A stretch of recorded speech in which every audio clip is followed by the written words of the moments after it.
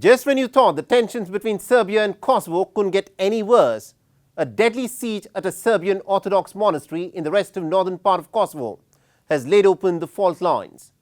An estimated 4 people, including a Kosovan policeman, were killed in the incident that has now been described as one of the worst escalation in years. Kosovo's Prime Minister Albin Kurti described the siege of the monastery as nothing less than an incursion by Serbia-backed criminals, while the Serbian President Alexander Vucic blamed Kosovo for what he alleged as months of provocations. Ever since Kosovo declared independence from Serbia just about 15 years ago in 2008, the relations between Belgrade and Pristina have been pretty frosty at the best of times. But what has sparked concerns with this incident is the willingness of factions in the region to use violent means to achieve political goals.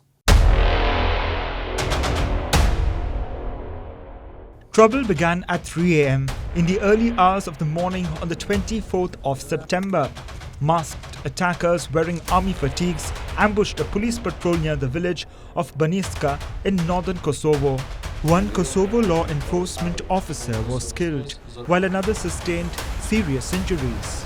An estimated 30 gunmen then fled to a nearby Serbian Orthodox monastery and barricaded themselves. As Kosovo's police began a clearance operation, the attackers resorted to the use of shoulder-fired missiles and hand grenades. 3 of the attackers were killed as the standoff continued through the day. The Kosovan authorities made several arrests and seized a large amount of weapons and equipment. It was on Sunday that it was the problem that firefight began. In fact, in the main road that you came through, it was the place where my officer was killed, shot and killed. And then the whole part that you see around here was used to shell us, for mortar shells that was used, and for shooting at us. So then the police responded, and we took over this place. As you know, we had 3 casualties in the part of the armed group and 2 people that we have arrested. The Jarinje and Brinkjak border crossings between Serbia and Kosovo have been shut following the incident. 3 Kosovan Serbs captured in the gun battle were presented in a court for hearing in Pristina, while the rest of the attackers are reported to have fled into Serbia. The Kosovo police sealed off the village of Banjiska and continued with their search operations. Kosovo's Prime Minister Albin Kurti was categorical. He blamed Belgrade for hatching the conspiracy to carry out the attack. Organized crime with political, financial and logistical support from official Belgrade is attacking our country. In this battle, we implement and protect the law. We protect citizens without distinction and independent Kosovo.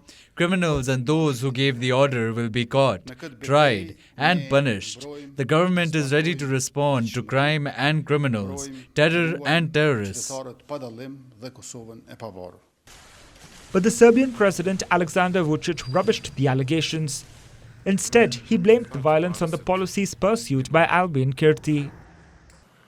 Kosovo's Prime Minister Albin Kurti deserted the local Serbs to worry about their future, and all the time he kept provoking them. I regret that some Serbs succumbed to those provocations. Albin Kurti is the only one to blame. Albin Kurti is the only one who wants conflict and war. No other man wants conflict and war besides him. His life's desire is to drag us into the war with NATO, and he has no other desires. That's the only thing he does all the time. The only thing. Disputed mayoral elections earlier in the month of May had resulted in violent clashes in which about 30 NATO peacekeepers and over 50 Serb protesters were injured. The bitterness between Kosovo and Serbia goes back decades. With the dissolution of Yugoslavia in the 1990s, Kosovo, then a province of the former nation, had sought independence. Serbia responded with brute force. The violence ended with NATO's intervention with a bombing campaign against Serbia from March till June in 1999. Serbian forces were forced to pull out of Kosovo, and a decade later, in 2008, Kosovo unilaterally declared independence. But for Kosovo and Serbia, the conflict has never really ended. and the siege at the Serbian Orthodox monastery is the latest reminder that the embers of conflict still burn bright beneath the surface.